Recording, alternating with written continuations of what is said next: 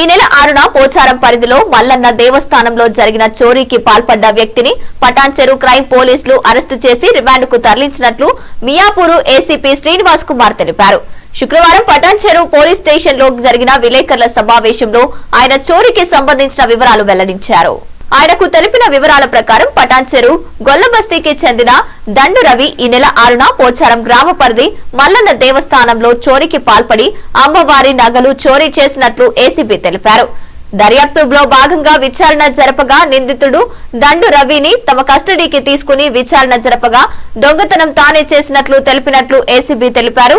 చోరీకి గురైన అమ్మవారి నగదు పూర్తిగా రికవరీ చేసినట్లు, నిందితుడిపై పలు పోలీస్ స్టేషన్లలో 30 కేసులు ఉన్నట్లు ఆయన తెలిపారు. నిందితుడిని రిమాండ్కు తరలించి కేసు దర్యాప్తు చేస్తున్నట్లు ఆయన తెలిపారు.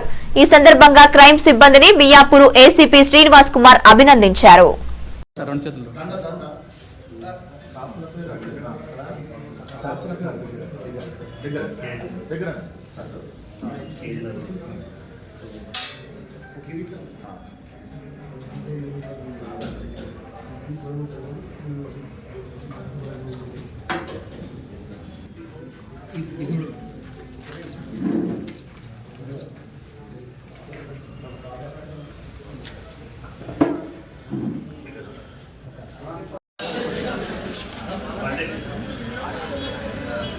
అది ఇస్తలే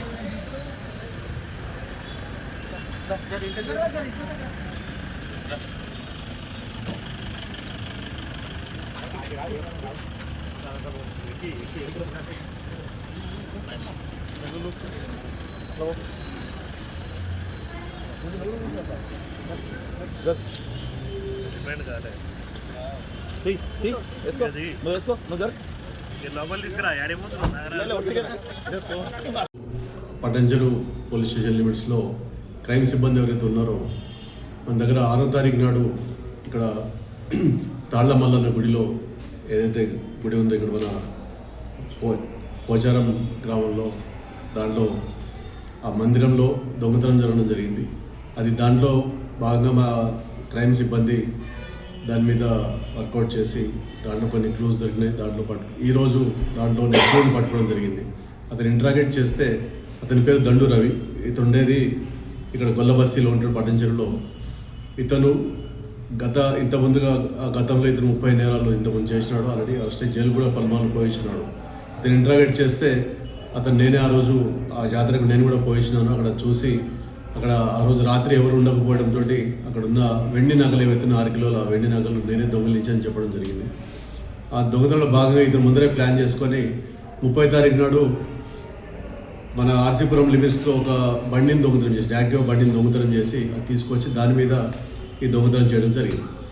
దీంట్లో ఇతను ఇవాళ ఈరోజు మన స్టాఫ్ ఎవరైతే ఉన్నారో ఏఎస్ఐలు మిగతా క్రైమ్ సిబ్బంది ఇతను అక్కడ మార్కెట్లో పోయి అమ్మడానికి పోయినప్పుడు ఇతన్ని గుర్తించి మనం అక్కడ బండి చెక్ చేయగా ఇతని బండిలో కొన్ని వెండి వస్తువులు ఉన్నాయి. అట్లాగే ఆయన ఇంట్లో కొన్ని వెండి వస్తువులు పెట్టుంటే అతను పోయి ఇవన్నీ కూడా స్వాధీనం చేసుకోవడం జరిగింది. ఇవన్నీ కూడా మొత్తం 6 కిలోల వెయిట్ ఉన్నాయి.